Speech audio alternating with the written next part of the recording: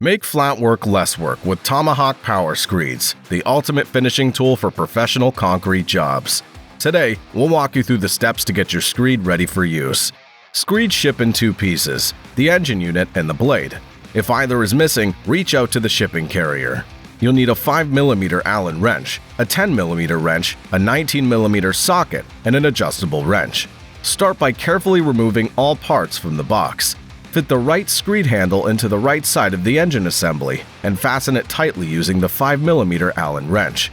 Repeat the process with the left screed handle, securing it tightly. Flip the kickstand down to complete the rest of the assembly. Next, plug the kill switch wire into the engine. Then connect the throttle cable to the fitting on top of the carburetor. Move the throttle back and forth to ensure it's engaging correctly. Then tighten the lock nut in place with a 10mm wrench. To attach the screed board, carefully remove it from the tube packaging. Fit the bolts through the back of the screed's base and align them with the holes in the screed blade. Feed the bolts through the holes in the back of the screed blade. Place a washer on each bolt and hand tighten the nuts. Secure the bolts with a wrench and tighten using a 19mm socket wrench. To start the engine, fill the oil reservoir with exactly 100 milliliters or 3.4 ounces of SAE 10W30 4-stroke motor oil. Do not overfill, as this could flood the engine. Then, fill the engine's fuel tank with unleaded gasoline with a pump octane rating of 86 or higher.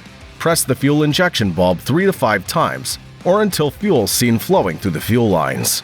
Place the throttle lever in the idle position and move the choke lever to the closed position if the engine's cold. Finally, pull the recoil starter grip until you feel resistance. Then pull briskly. If the choke was closed, gradually open it as the screed warms up.